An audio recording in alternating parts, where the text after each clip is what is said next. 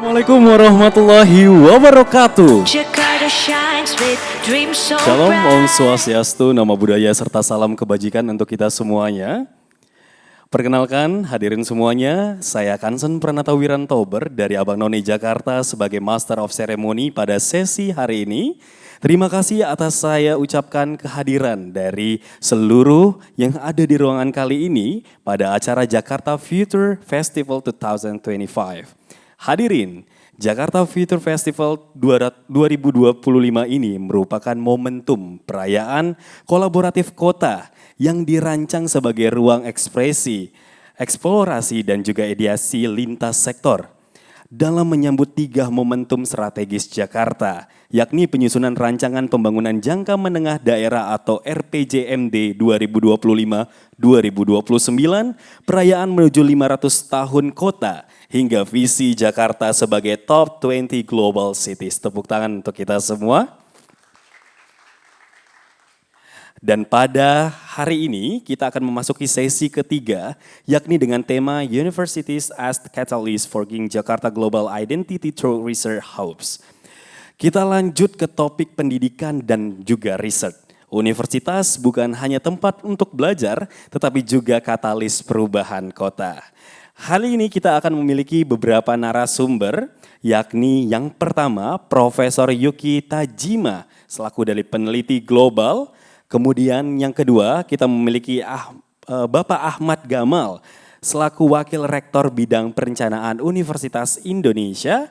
Dan yang terakhir adalah Profesor Weging Murnugroho selaku Dekan Fakultas Seni Rupa dan juga Desain. Kali ini juga sesi kita akan dipandu oleh moderator yang juga tidak kalah kerennya, yakni Bapak Andika Aji dari Bapeda Provinsi DKI Jakarta. Kepada moderator dan juga narasumber kami persilahkan.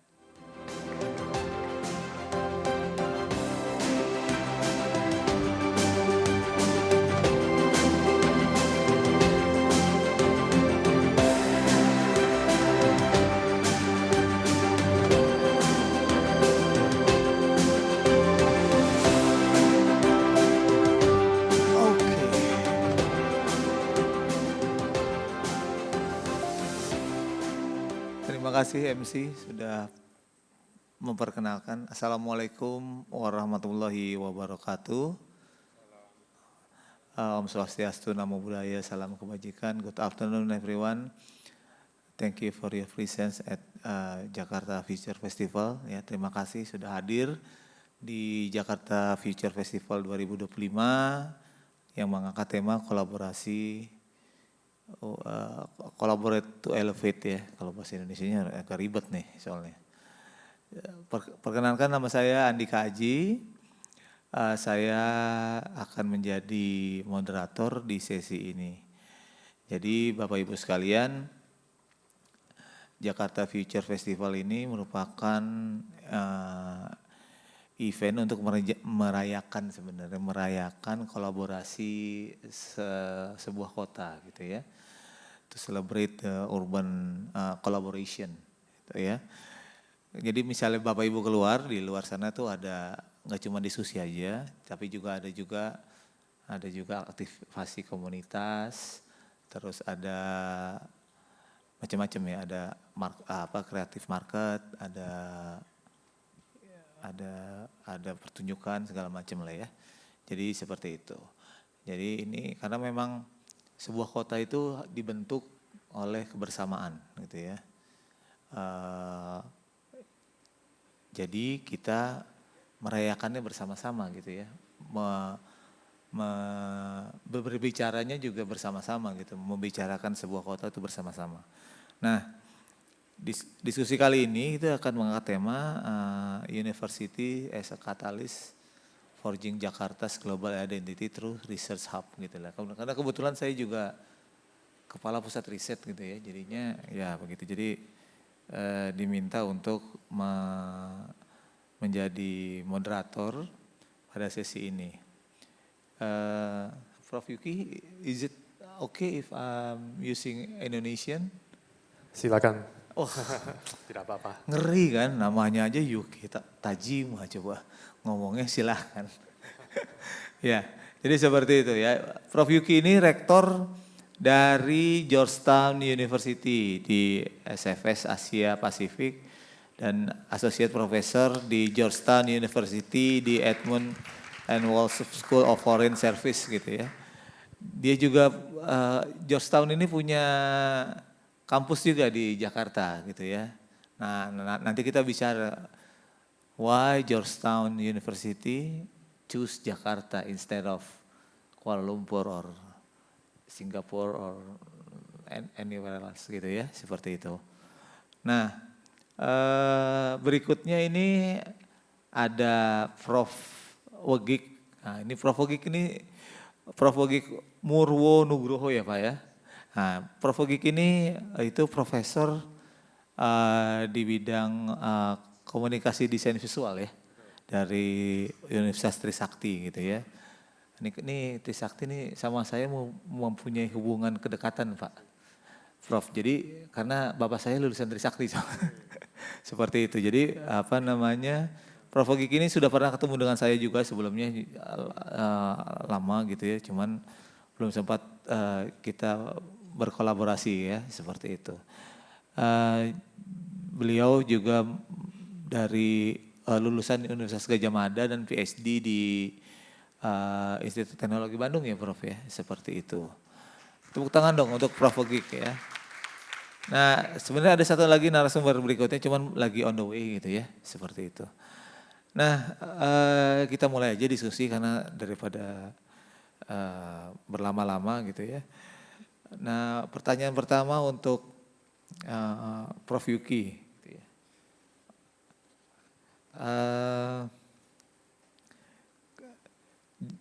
Jadi Jakarta kan mau menjadi kota global gitu ya, memposisikan diri untuk di global stage gitu ya. In a global stage that present a world class institution like Georgetown ya. Kan itu one of in terms of Jakarta itu strategic development lah ya, achievement lah ya for Jakarta. Bahwa there is a international institution expansion in Jakarta gitu ya. Seperti itu. Could be a signal broader confidence in the city potential. Nah ini pertanyaan saya yang tadi. Why did Georgetown University choose Jakarta as the location for its regional Asia campus? And what potential does Georgetown see in Jakarta as an education hub for a global university? That's the question. Tapi silakan misalnya Prof Yuki, kayaknya Prof Yuki ini lebih fasih bahasa Indonesia daripada saya gitu ya. Terima kasih banyak Pak Aji dan Profesor Wegik sekalian dan teman-teman di sini. Mohon maaf kalau bahasa Indonesia saya sedikit kaku, tapi saya berusaha untuk berkomunikasi dalam bahasa Indonesia ya. Plus dong, wah ini Prof Yuki ini istrinya orang Indonesia bukan? Ya betul ya.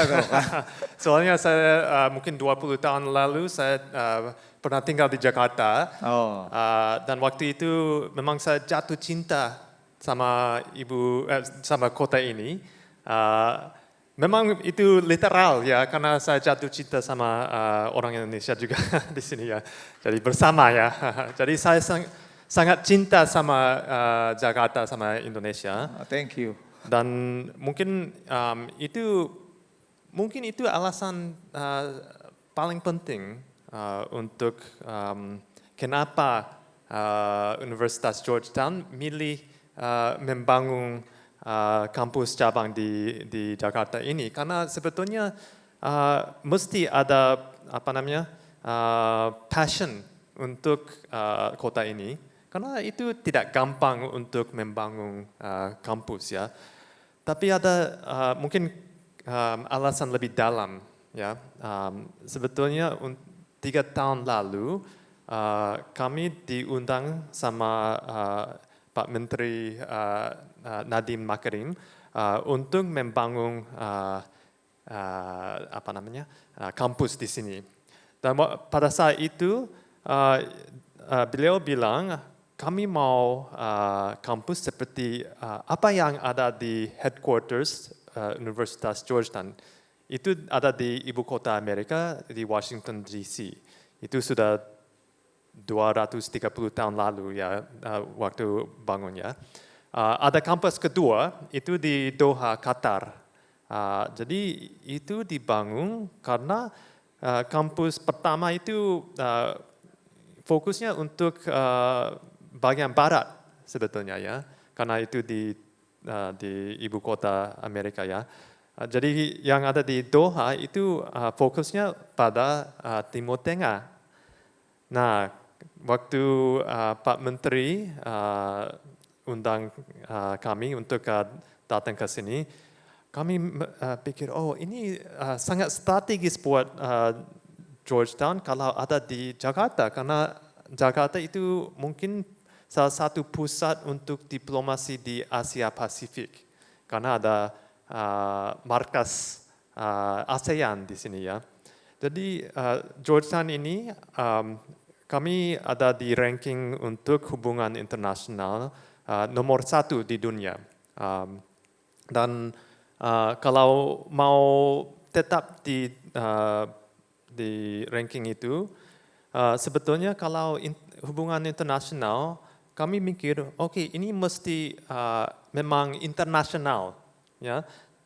Kalau hanya ada di Washington itu tidak begitu internasional, tapi karena ada 3 kampus sekarang, satu di Washington, satu lagi di Qatar, satu lagi di Jakarta, sekarang sudah bisa benar-benar internasional ya. Dan ada yang bilang, saya pada 3 tahun ini, setiap kali kalau saya bicara tentang kampus baru ini kampusnya buka bulan Januari tahun ini di Bundaran HI, ya, di The Plaza Office Tower.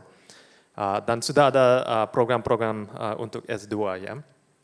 Dan setiap kali kalau saya bicara tentang kampus kami, ada yang tanya, kenapa tidak milih Singapura? Memang di Singapura juga saya pernah kasih kuliah di sana tentang ini, dan mereka tanya, oh kenapa mau ke Jakarta? Jakarta ada polusi udara, ada soal air, ada macet, ada kekurang adilan gitu ya. Ekonominya lain dengan ekonomi Singapura. Kenapa? Ada banyak masalah di Jakarta. Tapi saya setiap kali jawab, sebetulnya ini itu alasan kami milih Jakarta. Karena kami mikir ini kesempatan untuk membangun, untuk kontribusi, mau kerjasama dengan universitas-universitas lain di Jakarta, sama warga Indonesia, sama sektor swasta, sama LSM. Jadi ini jauh lebih menarik buat Universitas Georgetown daripada kalau di Singapura. Singapura tidak ada dampak, tapi kalau di sini ini lebih menarik lagi. Jadi mungkin ini alasan kami mau ke sini, dan juga ini merupakan kesempatan untuk mikir, oke, bagaimana peran Global South di dunia sekarang? Sekarang di dunia ada persaingan antara Amerika sama China, ya. Ada juga Global North, negara-negara mungkin sudah berkembang yang ada banyak masalah sebetulnya, ya. Menurut saya ada harapan lebih tinggi di Global South. Global South itu masih muda banyak, demografi masih muda, jadi ada banyak tempat untuk growth, ya kan? Jadi itu mungkin salah satu, mungkin alasan kami milih Jakarta, karena ini tempat kami bisa riset sama mengajar yang khusus untuk Global South sama Asia Pasifik gitu ya. Terima kasih. Thank you Profesor. Terima kasih, berikan tepuk tangan untuk Profesor Yuki Tajima. Sebenarnya ada satu narasumber lagi ini baru datang gitu. Mari kita sambut. Sebentar. Belum, lagi ke toilet sebentar. Ya, jadi kembali lagi ke Prof Yuki bahwa memang memilih Jakarta itu karena alasan itu ya. Karena Jakarta cukup potensial gitu ya sebagai salah satu global south ya gitu ya di dunia gitu ya. Iya sih memang, jadi memang negara-negara global yang berada di hemisfer selatan itu memang memang lagi berkembang ya Prof ya, seperti itu. Oke, berikutnya apa namanya,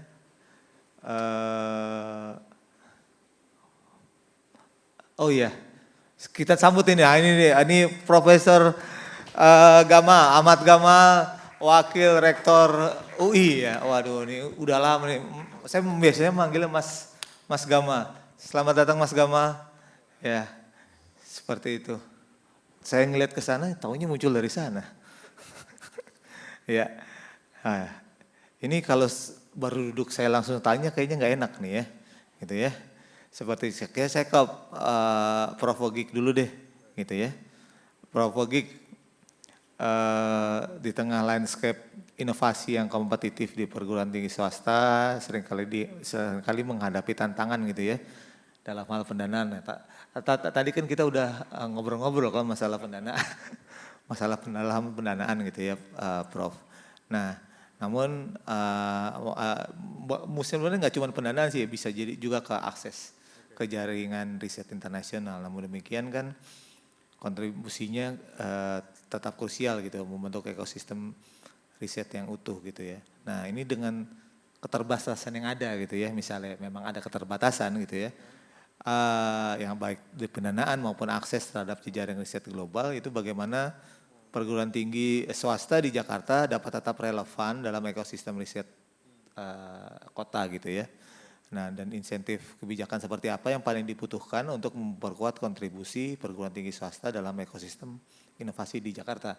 Sebagai informasi saja, bahwasanya di Jakarta begitu saya lihat itu ternyata kampus negeri itu cuman bisa dihitung dengan jari gitu ya. Ada Universitas Indonesia yang masih tersisa di Salemba gitu ya. Sama satu lagi UNJ, Universitas Negeri Jakarta. Sisanya swasta gitu. Plus Georgetown University yang baru bergabung dalam ekosistem kampus di Jakarta gitu ya. Seperti itu Prof. Jadi bagaimana nih Prof di swasta? Karena swasta juga backbone juga nih buat membentuk ekosistem riset dan inovasi di Jakarta. Silakan Prof. Oke, terima kasih. Assalamualaikum warahmatullahi wabarakatuh. Shalom, salam sejahtera buat semuanya. Pak Gamal, kita ketemu lagi. Prof Yuki, senang ketemu lagi. Jadi di Universitas Trisakti itu sama juga dengan di universitas yang lain, UI dan sebagainya. Itu ada beberapa skema yang nanti akan kita ceritakan untuk bisa kita garap bareng ya. Tapi sebelum itu saya bikin sebuah materi yang sudah saya siapkan. Jujur saya tidak tahu nih audiensnya dari mana saja. Pendanaan yang bisa dimainkan bersama, yang paling besar namanya pendanaan padanan dana. Dulu namanya matching fund atau kedereka. Jadi Bapak Ibu di sini apabila punya bisnis sendiri, punya legal, misalnya Bapak Ibu punya usaha. Saya pengen punya usaha, saya punya modal untuk mengembangkan usaha 300 juta. Datanglah ke kampus-kampus. Kampus-kampus akan datang ke Kementerian Pendidikan juga, oke, ini ada ibu-ibu punya usaha 300 juta. Kampus pun akan datang membawa 300 juta. Tadinya pengen bikin produk jam berbentuk bujur sangkar. Tadinya sudah produksi jam berbentuk bujur sangkar. Dengan Trisakti bisa kita bikin jam berbentuk lingkaran. Jadi jam yang sudah berbentuk bujur sangkar silakan jalan sendiri. Yang berjalan dengan Trisakti berbentuk lingkaran, ayo kolaborasi. Keuntungan bagi dua, di mana UMKM tersebut keluar 300 juta, Trisakti danai juga 300 sudah dengan Badan Dana, bisa kolaborasi bareng. Jadi artinya CAPEX yang dimiliki oleh industri Bapak Ibu bisa dikerjasamakan sama dengan Trisakti. Kira-kira gambarnya seperti itu. Berikutnya lagi, nah ini dia. Key point yang lain yang bagaimana kita caranya untuk berkolaborasinya lebih luar biasa lagi yang disebut dengan search engine optimization. Seringkali teman-teman bermain media sosial dan terheran-heran, kenapa ya si artis ini terus melejit dan sebagainya. Ternyata ada beberapa hal, key point yang harus dipelajari. Ini saya sudah tulis di sini, ada bagaimana kita menggunakan user relevant keyword, create quality and original content, nggak meniru, improve site speed, build high quality backlink. Nah, yang utama ada backlink, ada whispering, ada yang ngomongin. Jadi idealnya kita memiliki website. Nothing apabila kita punya media sosial, tapi tidak punya website, tidak mungkin muncul backlink. Hal-hal inilah yang perlu disadari. Teman-teman yang memiliki komunitas, memiliki UMKM, jangan lupa untuk memiliki backlink di website. Karena di situ webometriknya muncul di situ.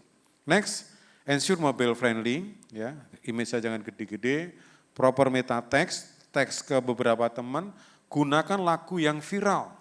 Backsound yang viral, ya, regularly update content, analysis and suggest. Jadi ini yang mungkin bisa kita kolaborasikan Mas Haji.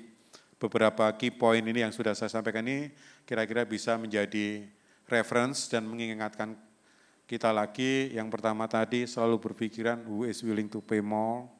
Yang kedua kita harus paham bahwa di dalam setiap tahapan kita usaha itu ada cost structure yang saya sampaikan. Yang terakhir bagaimana kita meningkatkan engagement SEO-nya lebih luar biasa. Demikian Mas Haji, thank you. Terima kasih Prof. Wagik. Nah kita berlanjut ke Prof. Gamal ya.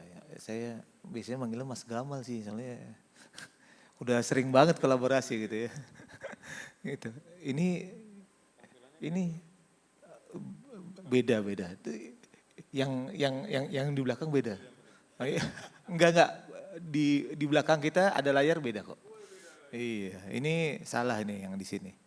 Oke, jadi kita ke Mas Gamal. Mas Gamal, ini Mas Gamal kan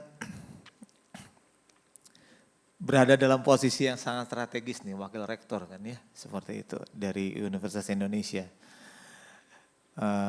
Di mana posisi UI juga keren banget nih, salah satu kampus negeri yang masuk jajaran kampus terbaik dunia lah ya, seperti itu. Nah, pertanyaannya adalah strategi apa yang dapat diterapkan oleh kampus di Jakarta ya, seperti itu, seluruh kampus lah ya di Jakarta untuk dapat mengintegrasikan inovasi dengan kebijakan kota gitu ya, seperti itu. Dan sehingga dapat menghasilkan solusi konkret untuk pembangunan kota, khususnya Jakarta ya. Kan UI ada di Jakarta, walaupun rektoratnya ada di sana gitu ya, ada di Depok gitu ya. Terusnya juga di Depok juga, kampus UI Depok juga sebagian wilayahnya wilayah Jakarta gitu kan ya, seperti itu. Terus Trisakti juga ada di Jakarta, Georgetown ada di Jakarta gitu. Kira-kira gimana pendapatnya? Ya, terima kasih Pak Haji. Saya mungkin ingin mengklarifikasi satu hal. Sebetulnya selain UI dan UNJ ada Politeknik Negeri Jakarta yang dulu namanya Politeknik UI. Karena namanya PNJ masih di Jakarta juga. Walaupun sebenarnya kalau kita lihat secara teknis posisinya adanya di kampus UI di sebelah Depok begitu ya. Karena memang kampus Depok itu sebagian ada di Jakarta dan sebagian ada di Depok. Saya ingin meng-highlight dua hal. Yang pertama sebetulnya semua perguruan tinggi di Indonesia itu dosennya punya tugas yang kurang lebih sama. Ada istilah yang kita sebut dengan Tridharma atau Three Services, ya, 3 pelayanan yang menjadi kewajiban kami sebagai dosen. Yang pertama tentu adalah pendidikan, yang kedua adalah penelitian, yang ketiga adalah pengabdian masyarakat.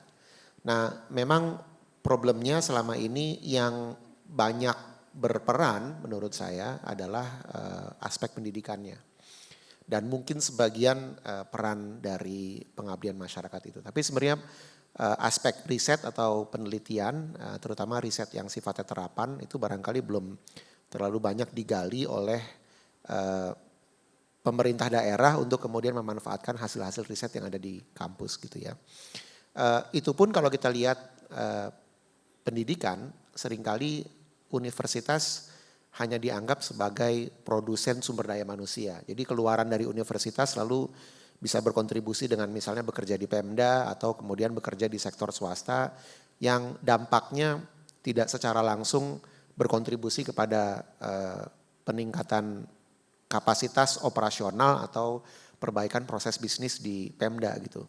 Jadi tentunya ada multiplier effect-nya buat ekonomi daerah, tapi manfaat langsungnya mungkin nggak direct kepada Pemda gitu.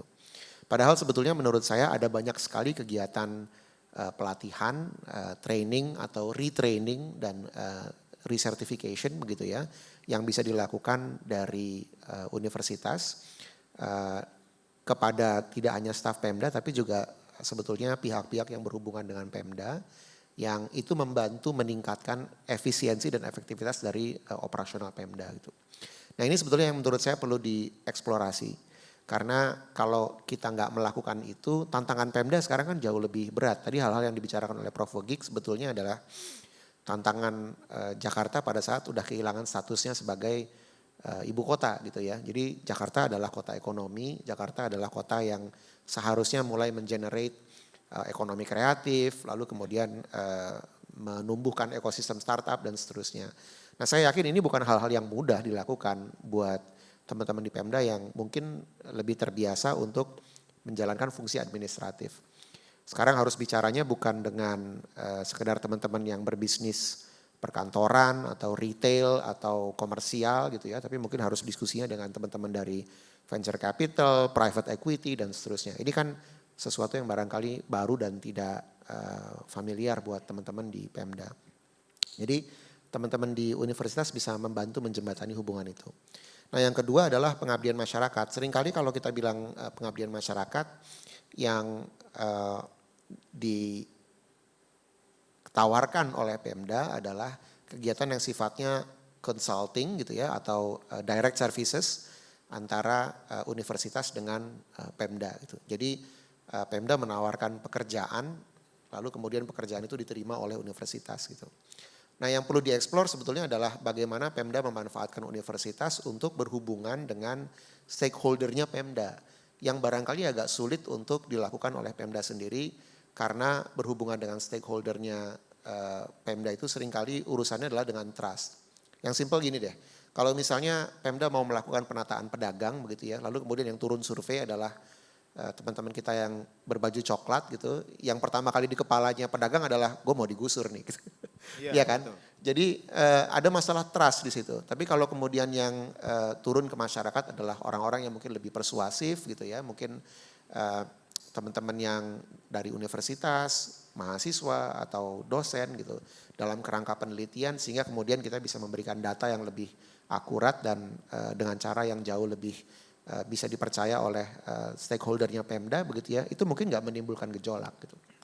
Nah ini mungkin yang belum terlalu banyak dieksplor oleh teman-teman Pemda. Jadi bagaimana kita memanfaatkan perguruan tinggi, nggak hanya universitas ya, tapi komunitas akademik untuk kemudian berhadapan dengan stakeholdernya Pemda begitu. Nah yang ketiga yang agak dekat di hati saya karena sebelum jadi wakil rektor saya melayani universitas sebagai Direktur Inovasi.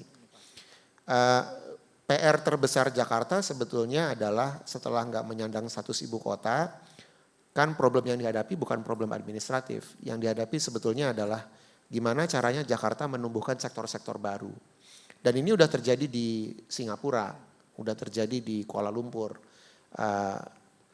Dan sebetulnya agak sayang karena banyak sekali bisnis yang sebetulnya ditumbuhkan oleh teman-teman anak negeri yang kreatif, tapi headquarternya semua di Singapura. Kenapa? Karena venture capitalnya adanya di sana, private equity-nya adanya di sana. Yang paling gampang dan paling dekat adalah kopi kenangan. Saya nggak kasih contoh e-fishery ya, karena sekarang nggak populer e-fishery itu. Tapi sampai setahun yang lalu masih sangat populer. Kopi Kenangan itu kan perusahaan Indonesia, namanya aja pakai nama Indonesia. Dan sekitar 500 dari outletnya adanya di Indonesia gitu, bukan di Singapura. Tapi headquarternya adanya di Singapura. Kenapa? Karena bukan hanya soal venture capitalnya ada di sana, tapi untuk mengeluarkan izin berusaha, lalu kemudian untuk mendapatkan lokasi perkantoran begitu ya, dan mendapatkan semua hal-hal yang dibutuhkan oleh perusahaan untuk berada, untuk berkantor di sana jauh lebih mudah begitu. Saya kasih contoh yang lain lagi, kami seringkali dapat kunjungan dari Tiongkok. Dan kunjungan dari Tiongkok itu seringkali menarik karena banyak perusahaan-perusahaan yang sangat inovatif dari Tiongkok, itu CEO-nya adalah dosen. Jadi university professor yang kemudian punya paten yang sangat bagus begitu ya. Dan begitu dia punya paten, lalu ada lembaga negara yang akan menghubungi, artinya ada lembaga negara yang mengkurasi seluruh paten-paten yang strategis dari universitas di Tiongkok. Dan kemudian pemerintah nasional melalui perbankan nasional akan menawari kredit untuk dia mendirikan pabrik atau fasilitas industri. Yang kedua, pemerintah daerah akan mencarikan lokasi dan membebaskan seluruh pajaknya untuk 10 tahun ke depan. Dan kemudian juga memfasilitasi proses untuk perizinannya. Jadi ada sinergi antara pemerintah pusat dengan pemerintah daerah, dua-duanya menjalankan perannya begitu ya. Dan masing-masing itu secara strategis mengidentifikasi apa sih yang kira-kira akan menjadi hambatan berusaha dan kemudian secara aktif menghilangkan hambatan berusaha itu. Kalau perlu bahkan menghubungkan dengan sektor perbankan untuk mendapatkan kreditnya gitu ya. Yang menghubungi negara duluan, bukan dia aktif mencari kredit atau mencari lokasi gitu ya. Jadi sebetulnya pemerintahnya sudah berpikir gimana caranya menumbuhkan industri yang inovatif daripada kita menunggu siapa yang punya kemampuan berusaha, lebih baik kita menumbuhkan peluang berusaha itu dengan secara aktif mengkurasi dan juga kemudian memberikan fasilitasi gitu. Nah ini yang saya rasa tentunya pemerintah nasional barangkali punya kemampuan untuk melakukan itu. Tapi Pemda DKI itu menarik karena DKI itu APBD-nya 10 kali APBD-nya Bekasi, 12 kali APBD-nya Tangerang gitu ya. Dan 20 kali APBD-nya Depok dan Tangerang Selatan gitu. Jadi jauh lebih besar dibandingkan pemda-pemda yang ada di sekitarnya. Dan bahkan kalau kita bandingkan dengan pemda-pemda provinsi lainnya begitu ya, DKI jauh lebih besar begitu. Jadi kapasitasnya Pemda DKI untuk ngurusin orang yang cuma sekitar 8 juta itu jauh lebih besar dibandingkan kapasitas Pemda yang lain. Bahkan menurut saya juga jauh lebih besar dibandingkan kapasitas pemerintah nasional. Karena pemerintah nasional kan ngurusin 280 juta orang gitu ya, sementara Pemda DKI hanya ngurusin 8 juta orang di situ. Jadi sebetulnya kalau Pemda DKI mau melakukan ini, Bapeda membuat skema-skema begitu ya, lalu kemudian tinggal menitipkan program-program yang strategik seperti itu kepada dinas-dinas begitu, Pemda DKI bisa memulai itu. Dan saya rasa ada banyak sekali program-program yang sudah jadi presiden di DKI yang kemudian dikopi ke daerah-daerah yang lain. Kalau DKI mau mulai jadi, kan katanya mau jadi kota global nih. Kalau mau jadi kota global ya harus mainnya di level itu. Mainnya di level inovasi, di level paten, lalu kemudian menumbuhkan industri kreatif, menumbuhkan startup dengan memulai memberikan fasilitasi aktif dan bukan menunggu permintaan atau usulan dari teman-teman di universitas di perguruan tinggi. Terima kasih Prof. Gama. Ini kita harus buka Q&A gitu ya. Mungkin dari teman-teman ada yang ingin bertanya, Bapak Ibu teman-teman. Itu satu. Ada lagi? 2. 1, 2. Tolong panitia mikrofonnya gitu. Soalnya di sini sudah ada 2 mikrofon nih, saya dan kepala saya gitu ya. Gak mungkin saya ke sana.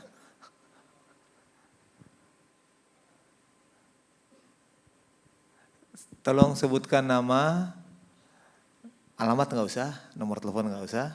Pertanyaannya apa, ditujukan ke siapa? Terima kasih. Terima kasih Bapak atas kesempatannya. Selamat sore, saya Armich the Junior. Saya sekarang sebagai salah satu aparatur sipil negara di kabupaten yang lain, gitu ya.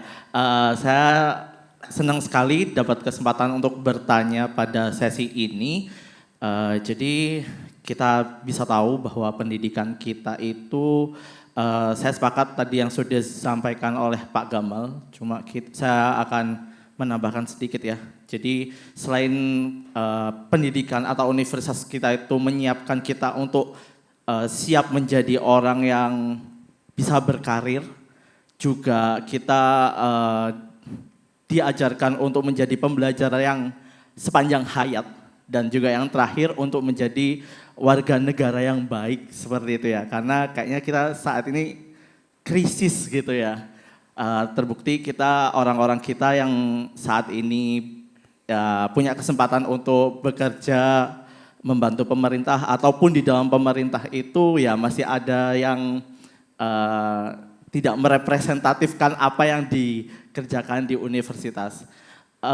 Mungkin saya pengen bertanya, bagaimana sih sebenarnya peran universitas atau perguruan tinggi itu bisa mengelaborasi elemen yang ada di dalamnya. Karena saya berpikir bahwa untuk pembangunan suatu kota itu kan di dalamnya ada unsur yang kecil-kecil. Entah itu komunitas, entah itu sekolah, entah itu desa. Nah, sebenarnya itu mereka punya apa ya, andil yang besar gitu, atau mungkin bargaining power. Tapi bargaining power itu untuk saat ini itu tidak apa ya, tidak terlihat cukup menjanjikan gitu ya, sehingga kadang beberapa kebijakan itu untuk menyentuh relevansi sampai bawah itu kayak kurang gitu. Nah, bagaimana peran universitas ini untuk meningkatkan bargaining power ke elemen-elemen yang kecil-kecil seperti itu? Itu saja pertanyaan saya, terima kasih. Ya, terima kasih. Ini pertanyaan untuk Prof. Gamal? Ya, untuk Pak, untuk semuanya juga boleh kok Pak. Iya, oke. Terima kasih. Oke, sekarang pertanyaan kedua. Tadi di sebelah kanan nih. Yang ini, sebelah kanan. Ya, silakan. Cek. Nama siapa? Ya, selamat sore. Nama Sore. saya Miki. Saya juga alumni UI, kebetulan satu fakultas dengan Pak Gamal. Tapi beda jurusan. Pak Gamal banyak ini. Aduh, pertanyaan dua untuk Pak Gamal kayaknya. Pertanyaan saya buat Prof. Gig justru. Oh ya, sip. Karena saya penasaran tadi kan yang dibawa tentang bisnis gitu ya, Prof. Pertanyaan saya mungkin simpel aja begini, Prof. Kadang kami itu di masyarakat punya keterbatasan akses gitu terhadap apa yang universitas lakukan bersama dengan Pemda gitu ya. Nah, pertanyaan saya begini, sekarang ini kalau di Trisakti sendiri atau mungkin nanti kalau Prof. Gamal mau menambahkan di UI juga boleh, apa saja yang sudah dilakukan dan sebenarnya sekarang ini situasinya kayak gimana? Dan kalau memang perlu ditingkatkan, itu bagaimana kita juga sebagai masyarakat umum bisa ikut ambil andil gitu. Terima kasih. Ya, mungkin dari Prof. Gamal dulu kali ya. Oh, Prof. Gigi dulu. Pertanyaan terakhir ya. Pertanyaan terakhir, siap. Oke, yang pertanyaan pertama ya, bagaimana andil universitas di dalam program-program sehingga tidak ada gap. Ada istilahnya SROI ya, Social Return of Investment. Jadi itu yang bisa menjadi kontribusi universitas. Tadinya misalnya ada kelompok UMKM ketika memproduksi sebuah furniture sebelum dilatih oleh siapapun itu, apakah itu konsultan A, B, C, D, tadinya menghasilkan hanya 4 kursi. Tapi setelah kita datang dengan pembaruan tentunya yang ditawarkan oleh vendor itu bisa satu harinya bisa 6 atau 7 kursi. Demikian juga tadinya networkingnya mereka hanya sekian untuk mendapatkan income sekian. Tapi setelah ada pelatihan dari vendor X, kita pun juga bisa melihat, oh impactnya seperti ini. Makanya sekarang Kementerian Dikti tagline-nya berubah, namanya Insan Dikti Berdampak. Itu yang menjadi tagline. Kemudian yang berikutnya lagi, sekalian menjawab Mas ya. Oke, yang menjawab untuk bagaimana aksesnya. Sebetulnya akses itu sudah ada beberapa platform yang ada, contohnya Padi UMKM. Yang saya tahu sampai sekarang ini, Padi UMKM yang dikelola BUMN itu masih hidup.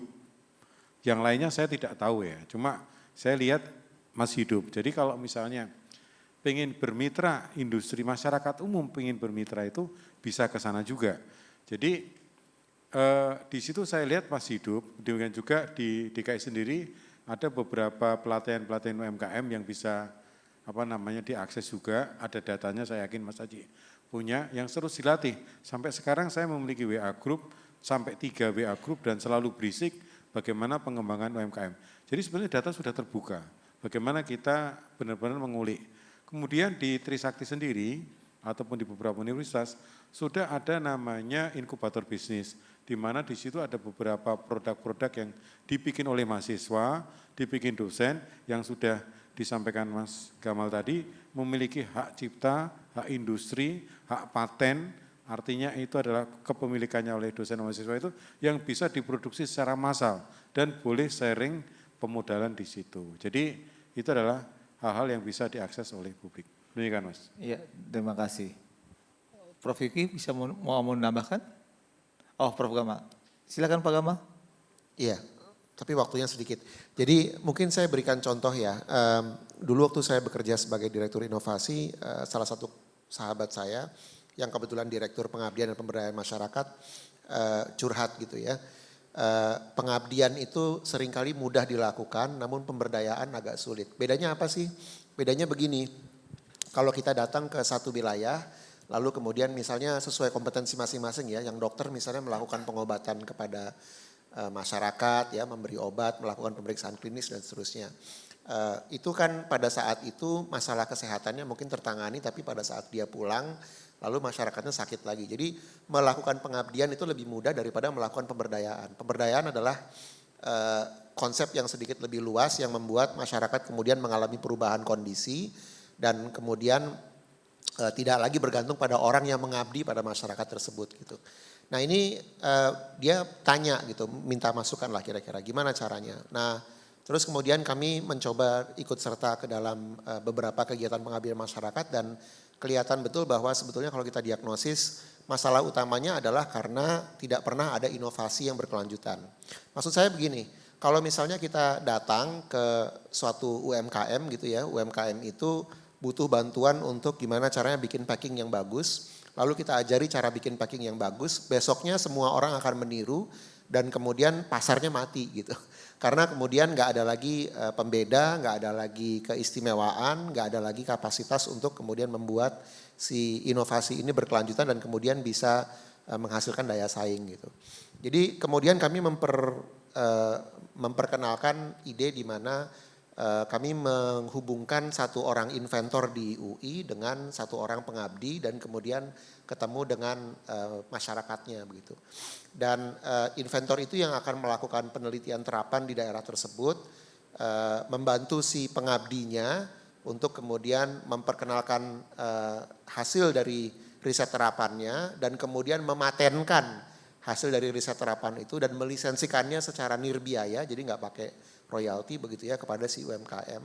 Sehingga kemudian setelah kita pulang, setelah penelitiannya selesai, UMKM-nya tumbuh gitu. Dia punya hak cipta, dia punya, mungkin kalau paten belum sampai levelnya gitu ya. Tapi at least dia punya hak cipta atas mereknya atau paketnya dan seterusnya. Jadi kaitan antara pengabdian, pemberdayaan dan inovasi itu seharusnya ada benang merahnya. Dan kemudian dampak dari universitas itu bertahan gitu di dalam aktivitas masyarakat. Nah ini yang seringkali harus bukan hanya digaungkan tapi diterapkan secara terus-menerus dan mungkin diperluas efeknya. Oke, silakan Prof Vicky jika ada tambahan. Mungkin kalau dengan pertanyaan tentang peran universitas ya, memang universitas itu salah satu bagian dari ekosistemnya kota ya. Kota itu terbentuk dengan pemerintah, universitas, sektor swasta, LSM ya, civil society ya. Semua butuh di dalam satu ekosistem kota ya. Dan apa peran pemerintah? Itu untuk enabler ya, untuk bikin lingkungan di mana setiap stakeholder di kota bisa berhasil gitu ya. Apa perannya universitas? Itu untuk initiator of ideas, pemicu ide itu ya. Jadi universitas itu bikin ide dulu ya, dan bisa mesti ada lingkungan di mana mahasiswa sama dosen bisa bebas mikir, bebas diskusi gitu ya. Itu sangat penting. Jadi makanya peran pemerintahan itu sebagai enabler mesti kasih resource seperti dana, tapi juga space supaya tidak merasa tekanan ya, mesti bebas gitu ya. Bisnis apa sektor swasta itu perannya untuk as a developer ya. Jadi kalau universitas bikin ide, bisnis bisa ambil dan dikembangkan gitu ya. Supaya itu bisa di scale gitu ya. Lalu ada sektor NGO, LSM gitu ya. Apa pernah itu untuk akuntabilitas ya.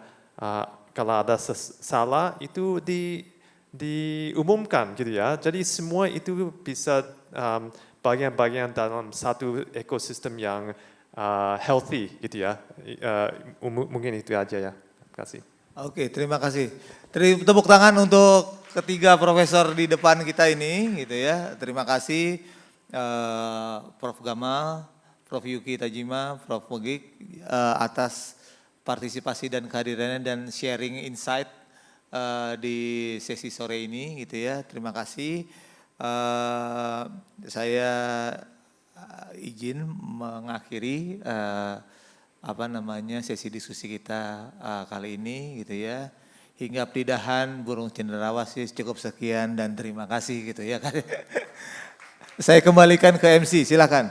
Baik, terima kasih Bapak Moderator.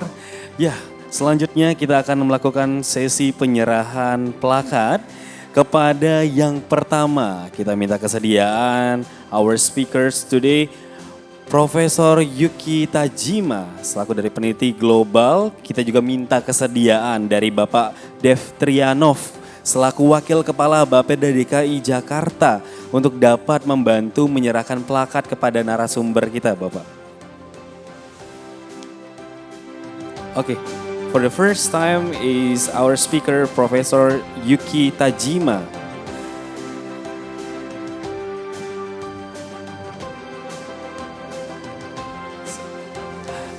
Bapak bisa mandang kamera yang di belakang, Bapak? Ya, di tengah di belakang. Oke, baik, terima kasih.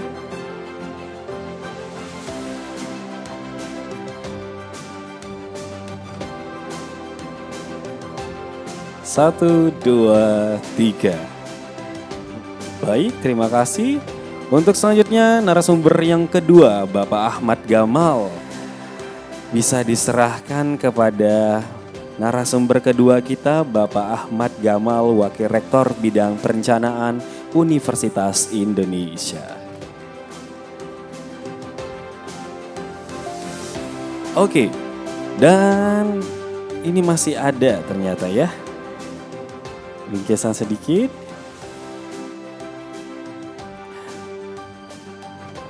Oke, yang terakhir narasumber kita ada Profesor Wegik Murwo Nugroho dari Dekan Fakultas Seni Rupa dan Desain.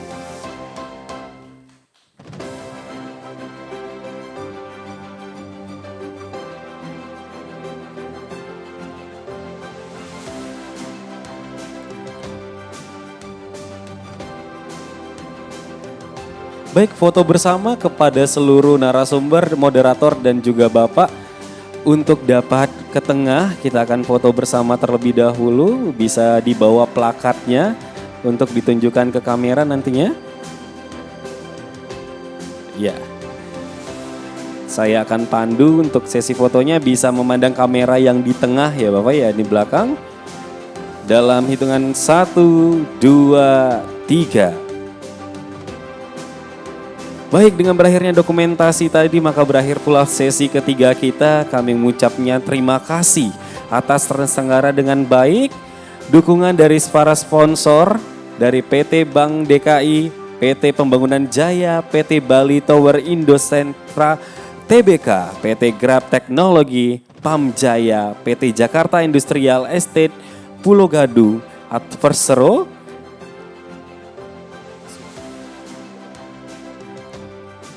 boleh foto 5 abadnya Bapak ya. Kemudian ada PT Transportasi Jakarta, PT Food Station Cipinang Jaya, Perumda Dharma Jaya, PT Multi Citra Purnama, PT FKTR Teknologi Mobilitas, Perumda Paljaya, Perumdal Pasar Jaya, PT Kawasan Berikat Nusantara, PT Jamkrida Jakarta, Perumda Pembangunan Sarana Jaya, PT Pembangunan Jaya Ancol, PT Sewi Segar Nusantara, dan yang terakhir organized by JXB, Jakarta Experience Board. Sekian sesi 3 kali ini, saya tutup. Wassalamualaikum warahmatullahi wabarakatuh dan sampai jumpa.